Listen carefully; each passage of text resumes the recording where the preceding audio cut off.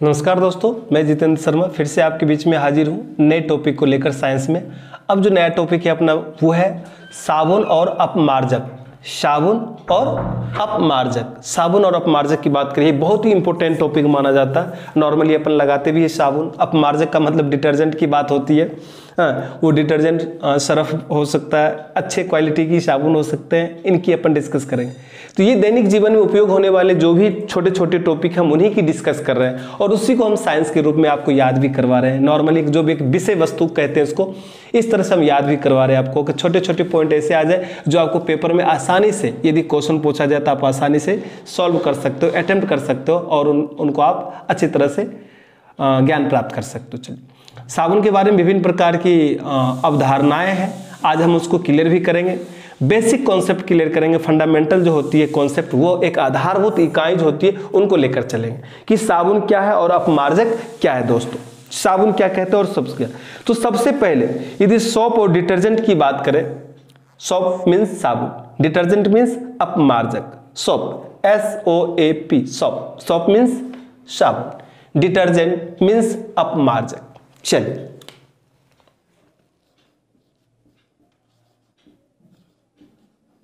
साबुन, ठीक है, और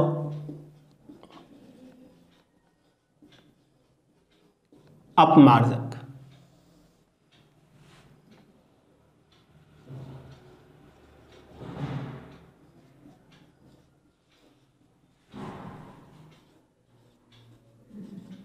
डिटर्जेंट, ठीक है ना, साबुन और अपमार्जक। साबुन सबसे पुराना अपमार्जक है। साबुन सबसे पुराना अपमार्जक है। यदि अपने से कोई पूछ ले तो आसानी से बता सकते हो सबसे पुराना अपमार्जक कौन है, बता सकते हो साबुन। साबुन लक्स, हमाम, ब्रिज, डव, ये सभी साबुन है जिनका नॉर्मली उपयोग करते हैं शरीर के ऊपर लगाने से, सौंदर्य के रूप में, खुशबू के रूप में, सुगंध के रूप में हम लगाते हैं। दोस्तों, कभी कभी तो हम लोग ये भी कहते हैं गांव घरों में मैल छुड़ाने के लिए, अपने घर जो अपने शरीर में बॉडी में मैल तो उनको भी छुड़ाने के लिए आप साबुन लगा लो, ठीक है ना, बिल्कुल सही बात है। साबुन को सिर्फ साबुन ही रहने दें, अंत इनके अंदर जाने की जरूरत नहीं है। अपने टॉपिक कंप्लीट करने हैं साइंस से संबंधित। तो साबुन सबसे पुराना अपमार्जक है। आपसे पूछा जाए किस प्रकार के निर्माण होते तो आप बता सकते हो कि साधारण रूप से जो हम साबुन का निर्माण करते हैं या जो मिला होता है ये उच्च वसा अम्लों के सोडियम लवण है। कौन? साबुन। साधारणतः साबुन उच्च वसा अम्लों के सोडियम लवण होते हैं। ये दीर्घ श्रृंखला वाले मोनोकार्बोक्सिल अम्ल वसा अम्ल है। मोनोकार्बोक्सिल वसा अम्ल है, अर्थात इनमें विभिन्न प्रकार के कार्बन जो होते हैं, उच्च कार्बन का प्रयोग किया जाता है। उच्च कार्बन के प्रयोग से हम क्या बनाते हैं, हम साबुन का निर्माण करते हैं। फॉर एग्जांपल में समझ लेते हैं अपन। सबसे पहले साबुन सबसे पुराना अपमार्जक है।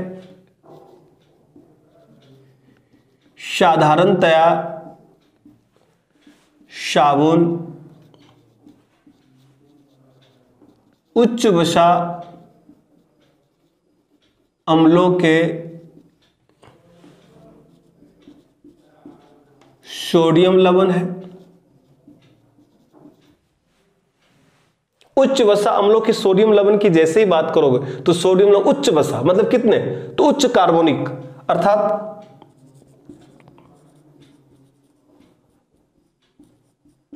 यह दीर्घ श्रृंखला वाले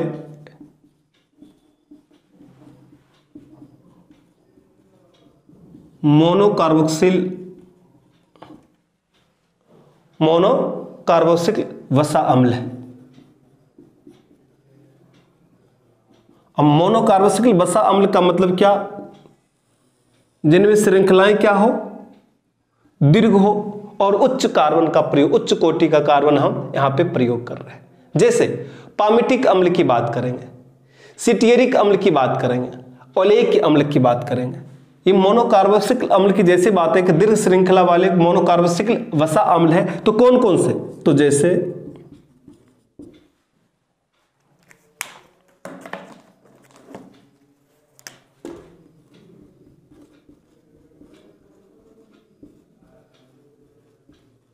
पामिटिक अम्ल।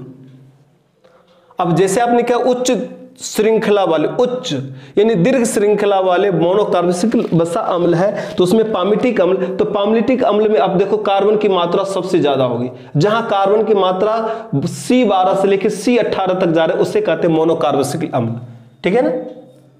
जिसमें कार्बन क्या हो C12 से C18, उसको मोनोकार्बोक्सिल कहते हैं। फॉर एग्जाम्पल मैंने बात किया पामिटिक अम्ल की बात कर ले तो पामिटिक अम्ल में देख रहे हैं C15 H31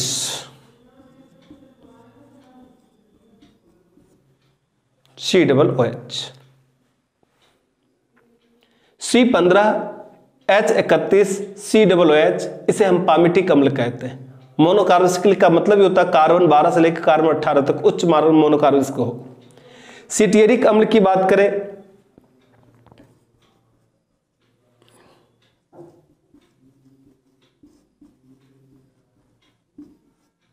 C17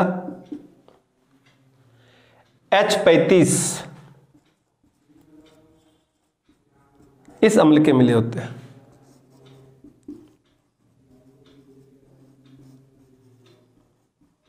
ओलेइक अम्ल की बात करें तो C17 H33 COOH। ये कुछ ऐसे हैं जो दीर्घ श्रृंखला वाले मोनोकार्बोक्सिल वसा अम्ल, इन सब की मिलाकर हम क्या तैयार करते हैं? साबुन का निर्माण करते। इनमें से किसी भी एक अम्ल का निर्माण के लिए हम साबुन का प्रयोग करते हैं। दोस्तों यदि मान लिया जाए इन सबको यदि अपन गर्म करें तो गर्म करने के बाद वो साबुन के रूप में तब्दील हो जाते हैं। आपने से पूछा जाता है तो आप बता भी सकते हैं कि इन सबको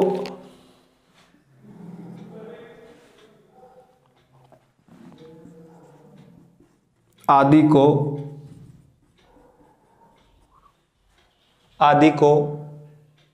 किन सबको? पामिटिक अम्ल को, सिटियरिक अम्ल को और ये सबको।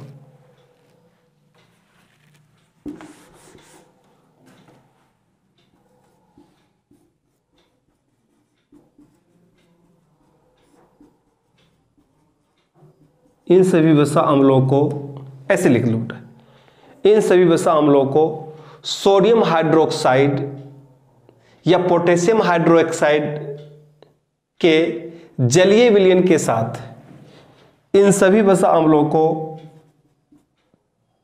पोटेशियम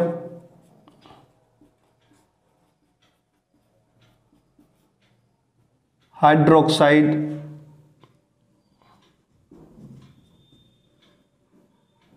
या सोडियम हाइड्रोक्साइड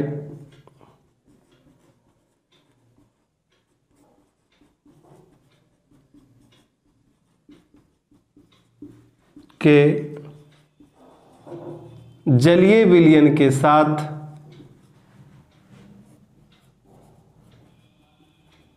मिलाकर गर्म किया जाता है। क्या किया जाता है? गर्म किया जाता है तो साबुन का निर्माण होता है।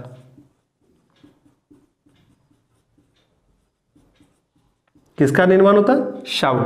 और इस प्रकार की क्रिया क्या कहलाता? साबुनीकरण कहलाता है।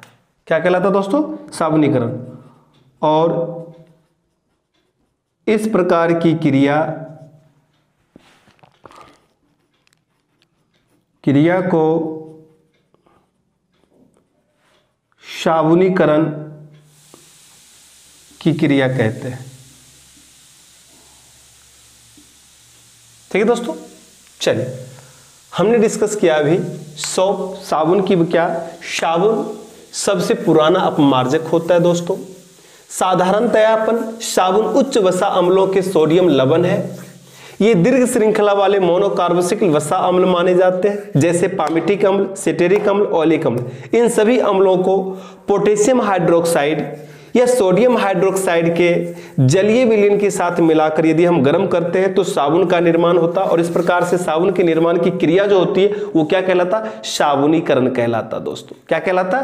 साबुनीकरण कहलाता। केवल उच्च वसीय अम्लों के सोडियम लवण होते हैं इनमें, ठीक है। और यदि आपसे पूछ लिया जाए कि अच्छे साबुन बनाने के लिए बात करें तो भी हम बात करें, केवल उच्च वसीय अम्लों के सोडियम या पोटेशियम लवणों से बने साबुन ही जल में विलय होते हैं। जैसे सोडियम और पोटेशियम लवणों से बने ही जल में साबुन जल में अधिक रूप से विलय होते हैं। इनमें भी सबसे अधिक विलय होते हैं, सबसे अधिक मृदु होते हैं, वो होते हैं पोटेशियम साबुन, जिनका उपयोग हम शेविंग क्रीम में करते हैं, शैम्पू आदि बनाने में हम करते हैं। शेविंग क्रीम में भी देखते हो तो हम लेते हैं पोटेशियम का, और शैम्पू वगैरह भी लगाते हैं तो उसमें भी हम प्रयोग करते हैं पोटेशियम का, पोटेशियम साबुन। तो अपने से पूछा जाए तो आप आसानी से बता सकते हो कि साबुन जो अपन तो निर्माण तो कर ले, लेकिन इन्हीं में से किस चीज के निर्माण के लिए, शेविंग क्रीम के लिए और या शैम्पू में जो मिलाया जाता है किस प्रकार के साबुन होता है। तो आप बता सकते हो कि पोटेशियम साबुन अधिक मृदु होता है और इनका प्रयोग हम शेविंग क्रीम और शैम्पू के निर्माण में करते हैं। चलिए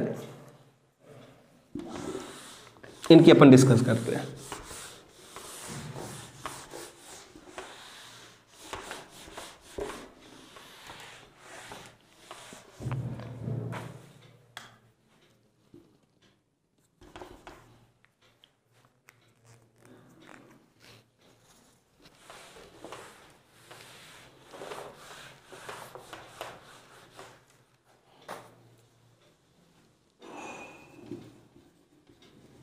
केवल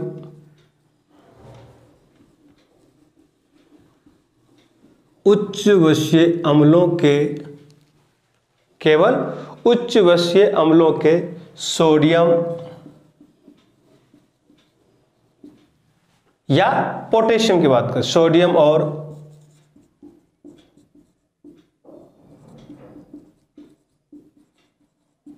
पोटेशियम लवणों से बने साबुन ही जल में विलय होते हैं, जल में विलय होते हैं।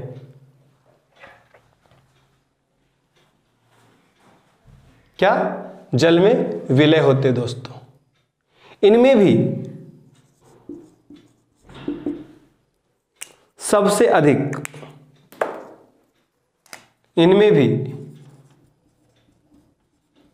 पोटेशियम साबुन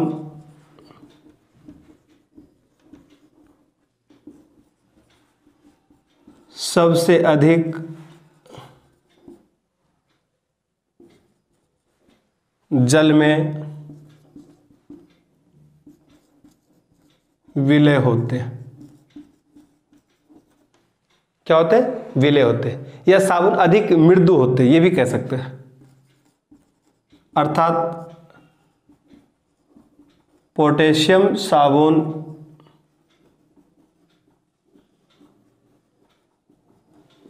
सबसे अधिक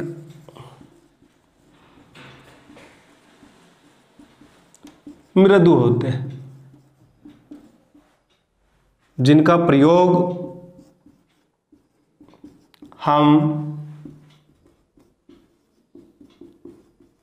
शेविंग क्रीम एवं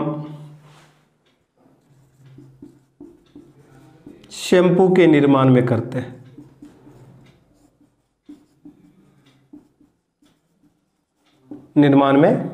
दोस्तों ये हो गया हमारे साबुन से संबंधित डिस्कस कुछ। साबुन यदि आपको पारदर्शी बनाना हो तो उसमें ग्लिसरीन का प्रयोग करते हैं। किसका प्रयोग करते हैं दोस्तों? यदि अपने से कोई पूछ लिया जाए तो आप आसानी से बता सकते हो कि हम किसका प्रयोग करेंगे। साबुन को अत्यधिक पारदर्शी बनाना हो तो हम ग्लिसरीन का प्रयोग करेंगे। किसका प्रयोग करेंगे? ग्लिसरीन का। ग्लिसरीन के प्रयोग से साबुन बहुत ही अत्यधिक क्या बन जाएगा? पारदर्शी बन जाएगा दोस्तों। ठीक है, तो यदि आपसे कोई पूछा जाए कि ग्लिसरीन के प्रयोग करने से साबुन कैसा बन जाता, तो आपको बताना ग्लिसरीन के प्रयोग करने से साबुन अत्यधिक पारदर्शी बन जाता है। ठीक है, चलिए, पारदर्शी साबुन बनाने के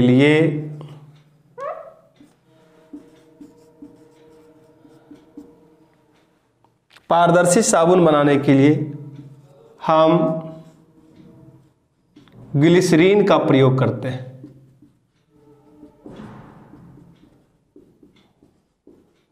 ग्लिसरीन का प्रयोग करते दोस्तों। यदि कोई बेहतर साबुन होता, जैसे अपन बात के पेयर्स साबुन की बात कर दे, पेयर्स साबुन जो होती है वो भी क्या होता है? बिल्कुल ही मुलायम होता है। हमेशा इनके अपन प्रचार प्रसार देखते रहते हैं कि डव साबुन भी लेके चलते हैं, पेयर्स साबुन भी लेके चलते हैं। कुछ ऐसे साबुन जो बहुत ही सबसे ज़्यादा मुलायम होते हैं, उनके प्रचार प्रसार भी अपन देखते रहते हैं। उनमें सबसे अधिक मात्रा में अपन ये भी देखते हैं कि खुशबू भी आती है। तो ये सारे के सारे अपन क्या कहलाते हैं? यहाँ पे ग्लिसरीन कहलाते हैं। जितना अधिक मात्रा में आप मिलाओगे ग्लिसरीन, वो उतना ही अधिक क्या होगा? पारदर्शी होगा। ग्लिसरीन को हम ग्लिसरॉल भी कहते हैं। क्या कहते हैं? ग्लिसरॉल भी कहते हैं। ठीक है ना, इसका व्यापारिक नाम होता है। ग्लिसरॉल का व्यापारिक नाम जो होता है वो ग्लिसरीन के नाम से जाना जाता है। यह मुक्त अवस्था में शक्कर के किण्विन घोल तथा रक्त में अल्प मात्रा में पाया जाता है दोस्तों। ठीक है ना, शक्तिवर्धक दवा बनाने में भी हम प्रयोग करते हैं, स्नेहक के रूप में भी प्रयोग करते हैं, जूतों की पॉलिश करने में भी करते हैं, छापे की स्याही में भी प्रयोग करते हैं, अन्य विस्फोटक पदार्थ सामग्री बनाने में भी हम प्रयोग करते हैं दोस्तों। किनका? ग्लिसरीन की। ये बहुत ही प्रतिहीभूत के रूप में कार्य किया जाता है। ये जो सदस्य होते हैं दोस्तों, यह टेट्राहाइड्रिक एल्कोहल श्रेणी का प्रमुख सदस्य माना जाता है ग्लिसरीन। हम ग्लिसरीन को क्या कहते हैं? ग्लिसरॉल कहते हैं, और इसका व्यापारिक नाम क्या होता है? ग्लिसरीन। यदि पूछा जाए किसके सदस्य होते हैं, तो आप बता सकते हो यह ट्राइहाइड्रिक एल्कोहल श्रेणी का प्रमुख सदस्य है। कौन? ग्लिसरीन। इसका रासायनिक नाम होता है ग्लिसरॉल। और यह किसके सदस्य होते हैं? यह सदस्य होते हैं ट्राइहाइड्रिक एल्कोहल श्रेणी के प्रमुख सदस्य माने जाते हैं। ठीक है ना, आसानी से प्राप्त कर सकते हैं। वनस्पति तेल उच्च कार्बनिक अम्लों के एस्टर के रूप में भी हम पाए जाते हैं। यह अति आर्द्रताग्राही पदार्थ है। इनका प्रयोग डायनामाइट, विस्फोटक पदार्थ, पारदर्शी साबुन, जूते की पॉलिश, इन सब में हम श्रृंगार की सामग्रियां बनाने में हम सबसे ज्यादा किसका प्रयोग करते हैं? ग्लिसरीन का प्रयोग करते हैं दोस्तों। चलिए,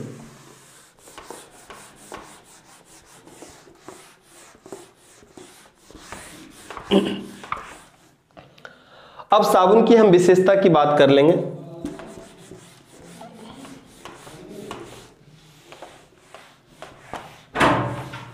कि साबुन की विशेषता क्या है। साबुन की सबसे बड़ी विशेषता ये भी देखेंगे कि ये जल को कितना खराब करता है, कितना शुद्ध करता है दोस्तों। इनकी भी डिस्कस करते हैं अपन अभी। यदि अपने से पूछा जाए तो आसानी से बताए, साबुन मृदु जल में सफाई का कार्य करता वो आसानी से कर लेता है दोस्तों। क्या कर लेता? आसानी से कर लेता। यदि पूछा जाए तो साबुन मृदु जल में सफाई का कार्य करता है, कठोर जल में यह सफाई का कार्य नहीं करता दोस्तों। क्यों नहीं करता? यही इसकी विशेषता है।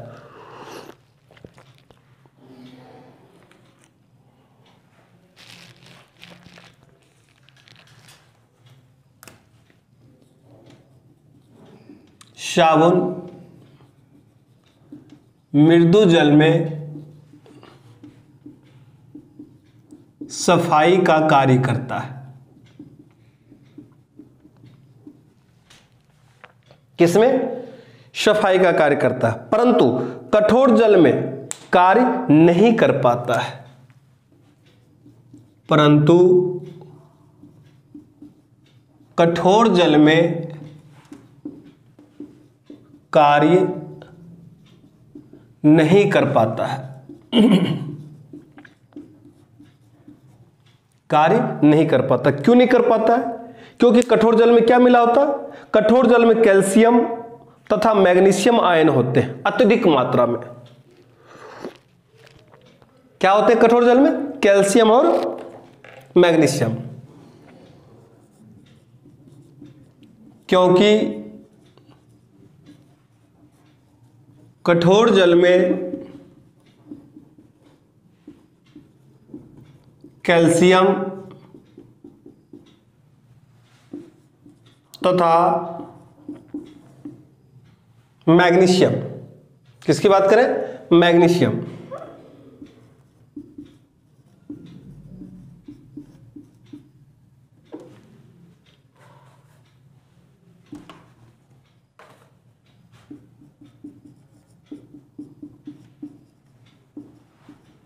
आयन मिले होते हैं, इसीलिए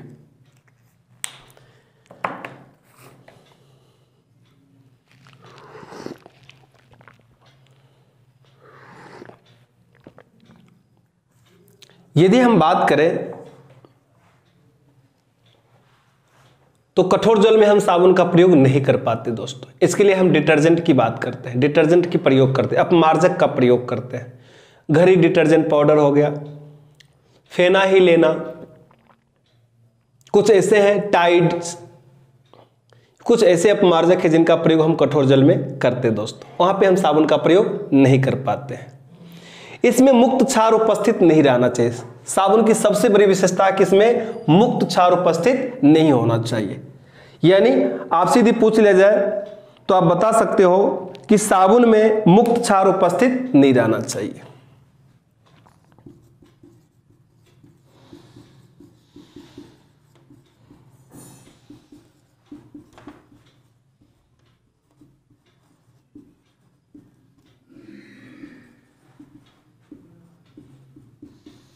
नहीं रहना चाहिए, ठीक है। इसके अतिरिक्त यदि हम बात करें तो इसमें नमी की उपस्थिति 10% से अधिक नहीं होनी चाहिए। किसमें? साबुन में।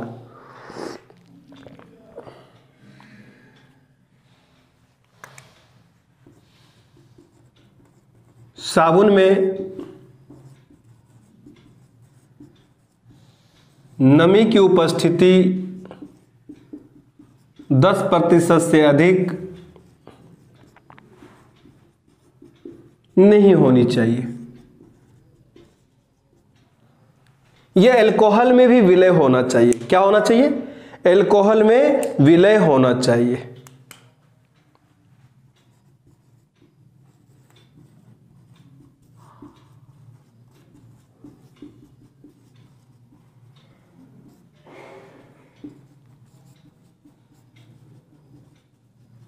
विलय होना चाहिए।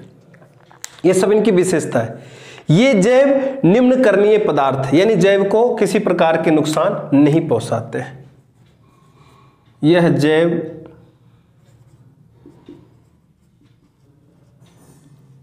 निम्न करणीय पदार्थ है, ठीक है।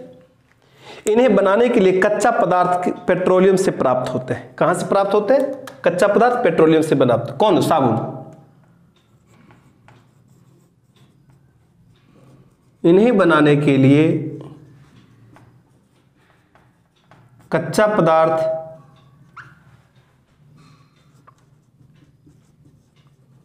पेट्रोलियम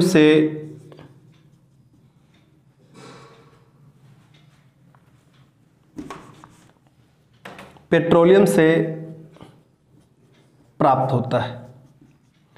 इनमें आर्द्रता का गुण कम होना चाहिए। किनमें? साबुन में। इनमें आर्द्रता का गुण कम होना चाहिए। किनमें? साबुन में। ये इनकी विशेषताएं थी दोस्तों। कुछ विशेषताएं का डिस्कस किया, अपन ने चर्चा किया। इसमें कम आर्द्रता का गुण होना चाहिए,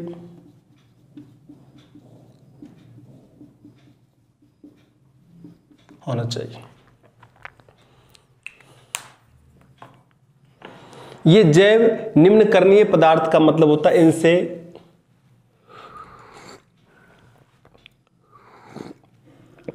दूषित जल को करना।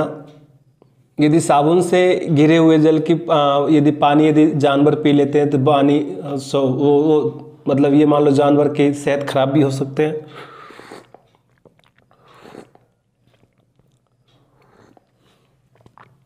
तो हम उन्हीं की डिस्कस कर रहे थे, जैव निम्नकरणीय पदार्थ है ये कौन, साबुन। अब हम बात करेंगे अपमार्जक की। किसकी डिस्कस करेंगे, अपमार्जक की डिस्कस करेंगे कि अपमार्जक क्या होता है।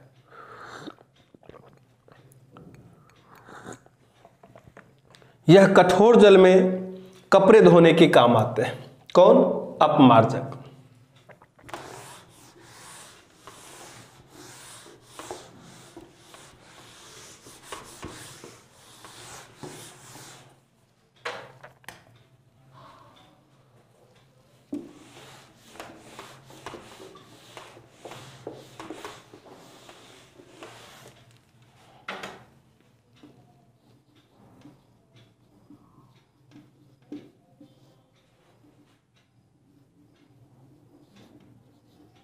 डिटर्जेंट,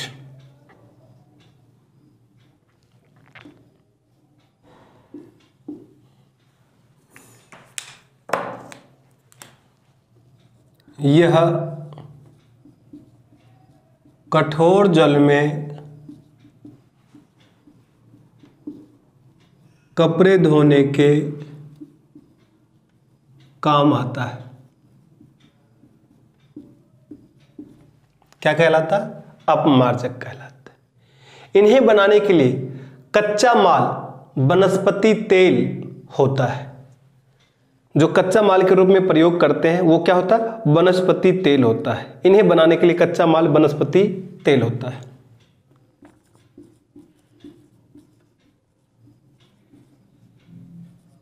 बनाने के लिए कच्चा माल के रूप में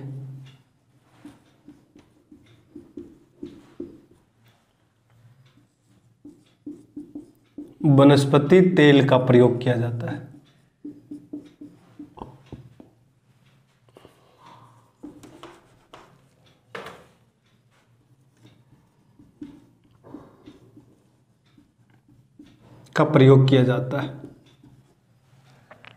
यदि अपने से पूछा जाए अपमार्जक बनाने के लिए किसका प्रयोग करते हैं दोस्तों, आप बता सकते हो कि कच्चा माल के रूप में वनस्पति तेल का प्रयोग किया जाता है। वनस्पति तेल से हम घी का भी निर्माण करते हैं दोस्तों।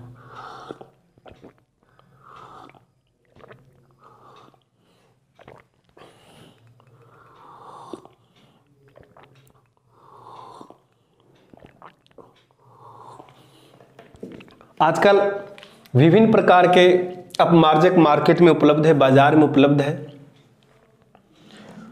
अच्छे अच्छे प्रचार प्रसार होते हैं, अच्छे अच्छे विज्ञापन आते हैं। हर विज्ञापन अपने अपने प्रचार में, विज्ञापन में अपने अपने प्रोडक्ट को अच्छा बताते हैं कि घड़ी का आप 1 चम्मच का प्रयोग करो तो अच्छी क्वालिटी की आपको मैल वगैरह ये सब निकल जाते हैं, अच्छी क्वालिटी के कपड़े बन जाएंगे। अच्छे क्वालिटी के हम आप प्रोडक्ट प्रोवाइड करवा रहे हैं, बेहतर गुणवत्ता की प्रोडक्ट प्रोवाइड करवा रहे हैं आपको। कुछ मिनटों में, कुछ समय में, कुछ घंटों में ही आपके मैल कपड़ों से निकल जाएंगे। ज़्यादा हाथ पे रगड़न करने की आवश्यकता नहीं है, मैल आराम से। तो अब ये सारी गुणवत्ता, तो हर प्रकार के विज्ञापन से मुझे ये भ्रमित हो जाते हैं कि भाई हम किस प्रकार के अपमार्जक का प्रयोग करें। हम घड़ी डिटर्जेंट की प्रयोग करें, फेनाइलेना का प्रयोग करें, टाइड का प्रयोग करें और भी आदि जो भी डिटर्जेंट उनका प्रयोग करें। तो यदि जो बेहतर क्वालिटी की डिटर्जेंट होंगे तो समझ जाना कि बेहतर क्वालिटी की डिटर्जेंट यानी अच्छे गुणवत्ता बढ़ाने के लिए हम उनमें कुछ कार्बनिक, फॉस्फेट, सोडियम पेरोक्साइड, बोरेट तथा कुछ प्रदीप्ति यौगिक मिला देते हैं, जिनसे अच्छी गुणवत्ता का डिटर्जेंट बन जाते हैं। यदि अपने से कहा जाता है कि अच्छी गुणवत्ता का डिटर्जेंट किसे कहते हैं, इसका मतलब उनमें क्या मिला होगा, इसमें अकार्बनिक फॉस्फेट भी मिला होगा, सोडियम पर ऑक्सीबोरेट भी मिला होगा और कुछ प्रदीप्ति यौगिक भी मिलाए जाते हैं, जिससे आसानी से मैल धुल जाते हैं और मैल बाहर निकल जाते हैं कपड़ों से।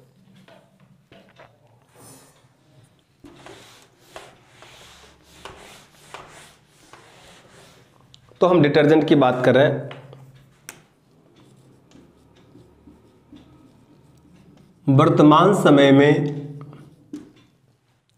अभी फिलहाल जो बात करें, वर्तमान समय में अपमार्जकों की क्षमता एवं गुणवत्ता को बढ़ाने के लिए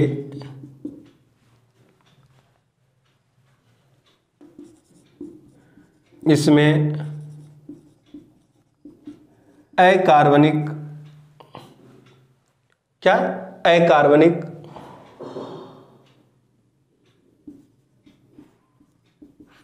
पदार्थ जैसे फॉस्फेट, फॉस्फेट की बात कर लिया अपन ने, अकार्बनिक पदार्थ फॉस्फेट हो गए, सोडियम,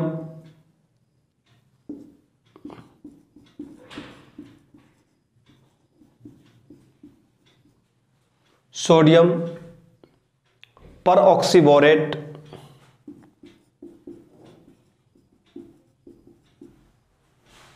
एवं कुछ प्रदीप्ति यौगिक मिलाए जाते हैं, जिससे अच्छी गुणवत्ता की क्या हो जाते हैं, अपमार्जक प्राप्त हो जाते हैं। इसकी अधिकता नदियों में जाकर प्रदूषण नहीं करती। यदि आपसे कोई पूछ लिया जाए तो साबुन से अधिक प्रदूषण होता है, साबुन से अधिक प्रदूषण होते हैं, और यदि वो जानवर पानी पी लेता है नदी के, तालाब के, तो वो बीमार हो जाते हैं दोस्तों, विभिन्न प्रकार की गंभीर बीमारियों से ग्रसित हो जाते हैं। इसीलिए कहते हैं ये जैव निम्न करणीय पदार्थ होते हैं। कौन, साबुन की बात करते हैं। लेकिन यदि डिटर्जेंट की बात करें, अपमार्जक की बात करें, अपमार्जक से धुले हुए यदि पानी, गंदा पानी यदि समुद्र, तालाब, यदि नदी में चले जाते हैं या कहीं गड्ढे में स्टोर हो जाते हैं और वो पानी यदि पी भी लेता है तो इसमें प्रदूषण नहीं होते, बहुत ही कम प्रदूषण होते हैं। इसकी अधिकता नदियों में जमकर प्रदूषण करती है, करती तो है लेकिन बहुत कम करती है। किसके तुलना में, साबुन की तुलना में। लेकिन कहीं न कहीं इनके मिलाने से, सोडियम परऑक्सीबोरेट की मिलाने से, अकार्बनिक फॉस्फोरस मिलाने से, इन सब की मिलाने से इनमें इस प्रकार के प्रदूषण बढ़ जाती है दोस्तों। वहां पे फिर साबुन से कम होती है और इनसे ज्यादा हो जाती है। तो बेसिकली यदि देखा जाए दोनों में अंतर, तो आप कह सकते हो कि अपमार्जक से ज्यादा प्रदूषण होती है, नदी को ज्यादा प्रदूषण फैलती है, तालाब में ज़्यादा प्रदूषण हो जाते, पानी ज़्यादा गंदे हो जाते, इनके पीने से जानवर बीमार हो जाते हैं। लेकिन जबकि साबुन से ऐसा नहीं होता है दोस्तों, इसलिए वो जैव निम्न करणीय पदार्थ है और ये जैव निम्न करणीय पदार्थ नहीं है। कौन, अपमार्जक।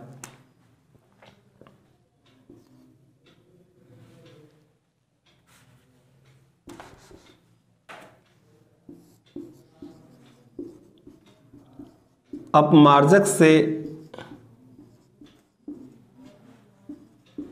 नदियों एवं तालाबों के पानी अधिक प्रदूषित हो जाते हैं, अधिक प्रदूषित हो जाते हैं, जिसके पीने से जानवर आदि बीमार भी हो सकता है।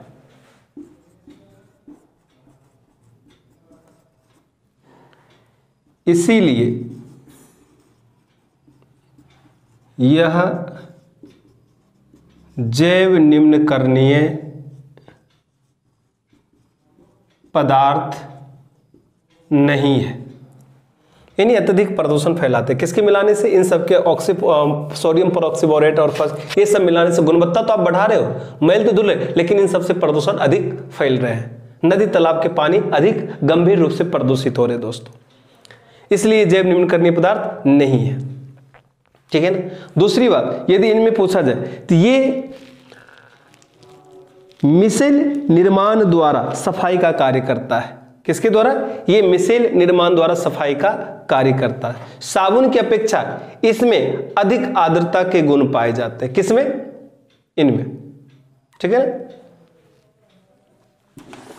अपमार्जक में।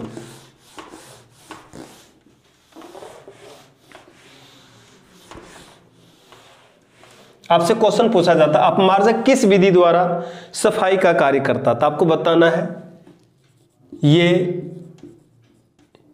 मिशेल निर्माण विधि द्वारा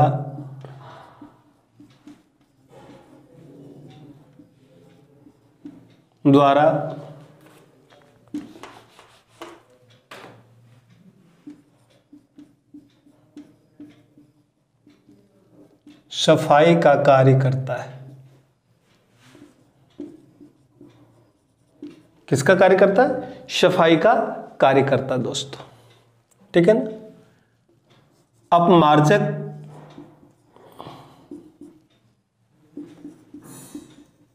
साबुन की अपेक्षा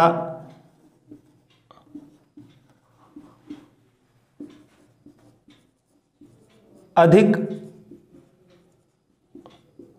आर्द्रता के गुण रखता है। आर्द्रता का गुण बहुत ही ज्यादा रहता है। किसमें? अपमार्जक में। अपमार्जक का प्रयोग आप कठोर जल के लिए भी और मृदु जल के लिए, दोनों के लिए भी आप सफाई के लिए, कपड़ा धोने के लिए कार्य में आप ले सकते हैं दोस्तों। यदि अपने से पूछा जाए तो आप आसानी से बता सकते हो अपमार्जक के बारे में और साबुन के बारे में। चलिए दोबारा एक बार और अच्छी तरह से डिस्कस कर ले, शुरुआत से कि साबुन के बारे में और अपमार्जक के बारे में।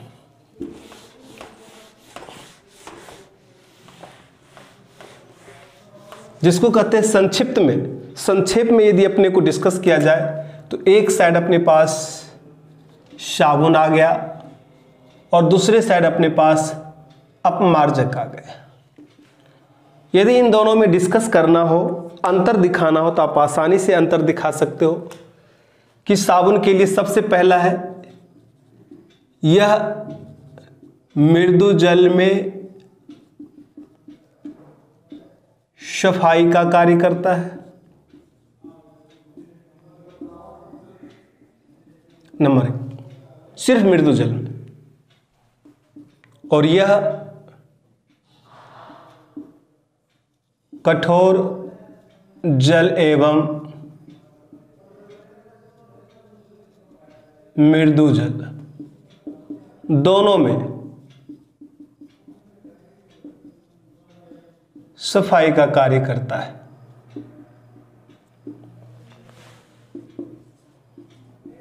इनमें आर्द्रता का गुण कम होता है दोस्तों, जबकि इनमें आर्द्रता का गुण अधिक होता है।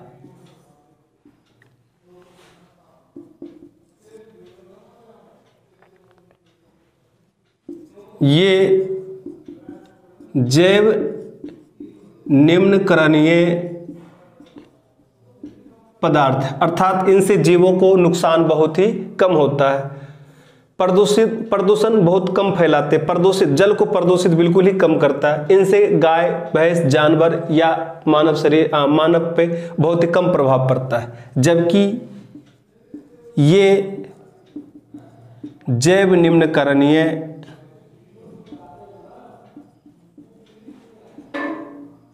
पदार्थ नहीं है। ठीक है ना।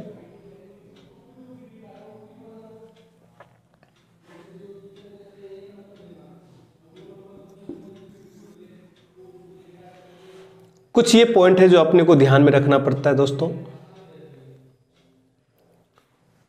सिंपल से परिभाषा में देखा जाए तो यही सबसे महत्वपूर्ण माना जाता है। साबुन बनाने के लिए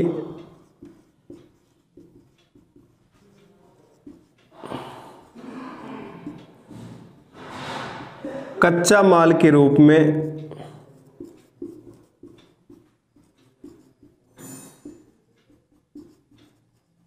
पेट्रोलियम से प्राप्त किया जाता है,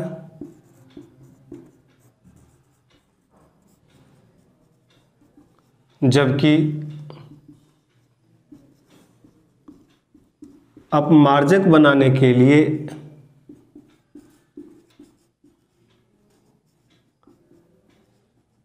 कच्चा माल के रूप में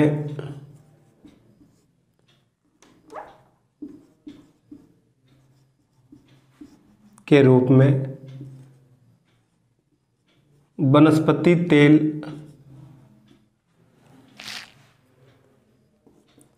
से प्राप्त किया जाता है।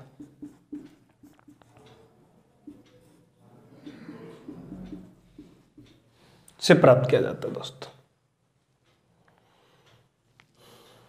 अपमार्जक जो होता है यह मिशेल निर्माण विधि द्वारा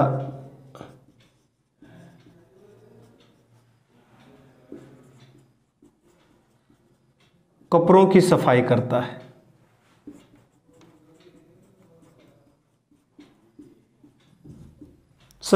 दोस्तों, ठीक है। तो कुछ इस तरह से साबुन और अपमार्जक में अंतर आ गया। ठीक है। साबुन को हम क्या कहते हैं कि साबुन सबसे पुराना अपमार्जक है, सबसे पुराना अपमार्जक है। ठीक है। चलिए,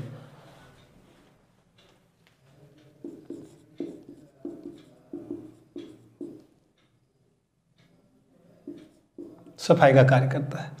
हो गए, ये कुछ अंतर हो गए साबुन और अपमार्जक में, जो ये बताती है कि दोनों में क्या अंतर है और दोनों कितना ही अपने अपने जगह महत्वपूर्ण रखता है। साबुन से जल प्रदूषित बहुत कम होते हैं, जबकि डिटर्जेंट से जल प्रदूषित बहुत अधिक होते हैं। ठीक है। नदी तालाब के पानी सबसे अधिक प्रदूषित होते हैं। गड्ढे में यदि जम जाते हैं तो वहाँ भी प्रदूषण फैल जाते हैं। ठीक है ना।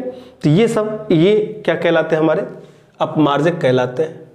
साबुन के बारे में और अपमार्जक के बारे में डिस्कस कर लिया। चलिए,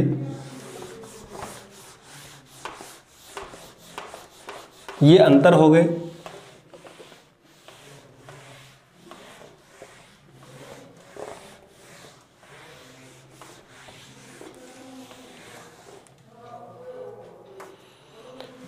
नॉर्मली आपने से पूछ लिया जाए साबुन के बारे में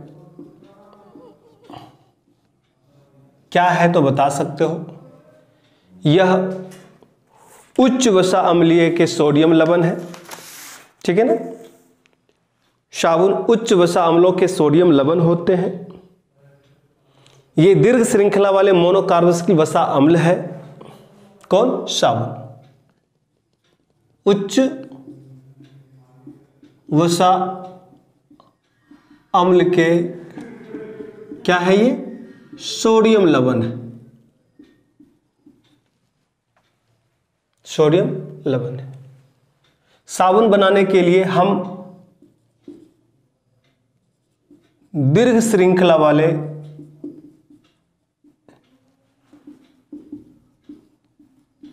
मोनोकार्बोक्सिल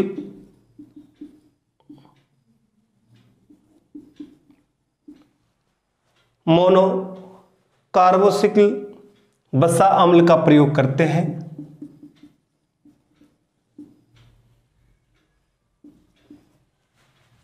मोनोकार्बोक्सिल वसा अम्ल में कार्बन की जो होती है रेट C12 से C18 तक को लेके चलते हैं। ये दृश्य मोनोकार्बोक्सिल अम्ल में सबसे पहले हम पामिटिक अम्ल की बात करते हैं। पामिटिक अम्ल C15 H31 COOH। सिटियरिक अम्ल की भी बात किया था अपन ने।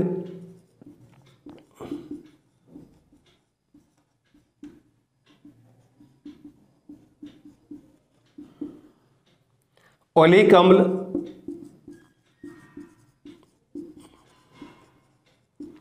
ध्यान रखना है आपको। यदि अपने से पूछा जाए उच्च वसा अम्ल कौन कौन से, तो पामिटिक अम्ल हो गया, सिटेरिक अम्ल हो गया और ओलिक अम्ल हो गया। इन तीनों को सोडियम हाइड्रोक्साइड या पोटेशियम हाइड्रोक्साइड के जलीय विलयन के साथ मिलकर यदि गर्म करते हैं तो हम साबुन का निर्माण करते हैं। और इस प्रकार के साबुन के निर्माण करने की क्रिया को क्या कहते हैं? साबुनीकरण कहते हैं। क्या कहते हैं? साबुनीकरण।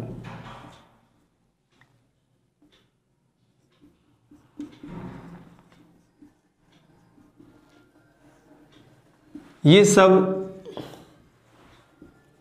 उच्च वसा अम्ल है।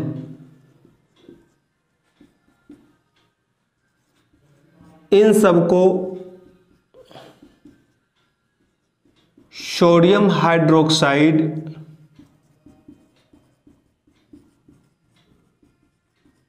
या पोटेशियम हाइड्रोक्साइड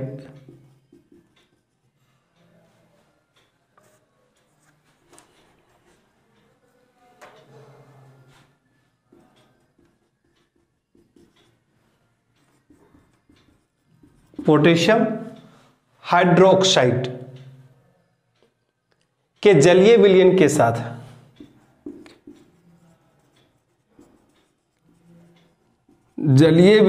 साथ गर्म किया जाता है या गर्म करके साबुन का निर्माण किया जाता है।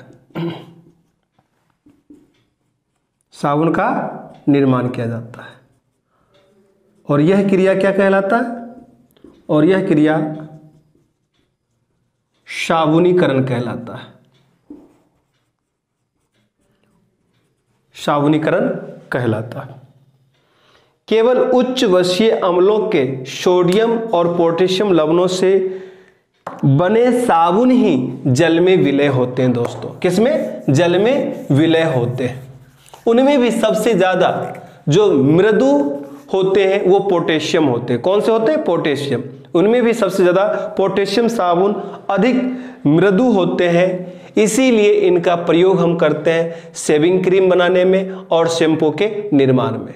ठीक है ना। और यदि हमें पारदर्शी साबुन बनाना हो, बिल्कुल जैसे पेयर्स की बात की, पेयर साबुन की प्रचार विज्ञापन आप देखते हो टीवी पर, पेयर साबुन सबसे मुलायम, सुगंध युक्त और पारदर्शी साबुन की बात करें तो उसमें हम ग्लिसरीन मिलाते हैं। ग्लिसरीन एक व्यापारिक नाम है ग्लिसरॉल का।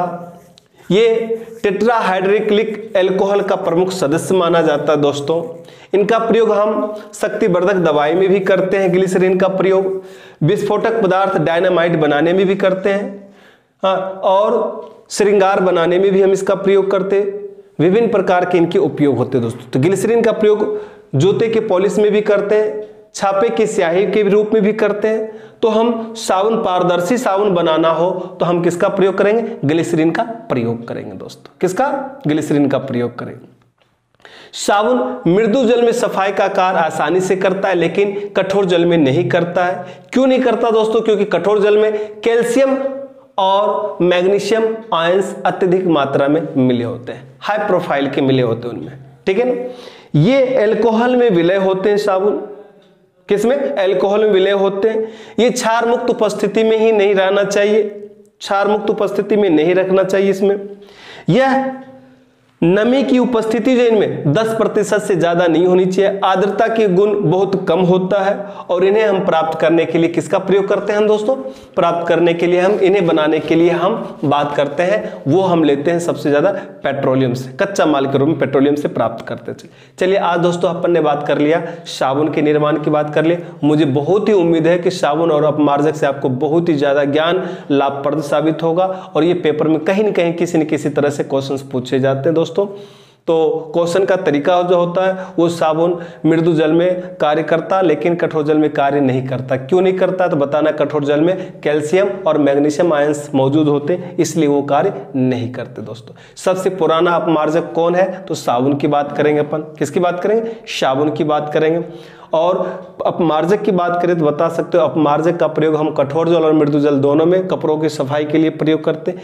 इनमें उच्च क्षमता और गुणवत्ता बढ़ाने के लिए हम कुछ अकार्बनिक पदार्थ मिलाते हैं। ठीक है ना। फॉस्फेट भी मिला सकते हैं, सोडियम परऑक्सीबोरेट भी मिलाते हैं और कुछ यौगिक प्रदीप्ति यौगिक भी मिलाकर हम इसका निर्माण करते हैं दोस्तों। चलिए आज के टॉपिक में सोडियम अपमार्जक की टॉपिक कंप्लीट होती है। नेक्स्ट टॉपिक की हम नेक्स्ट क्लास में बात करेंगे।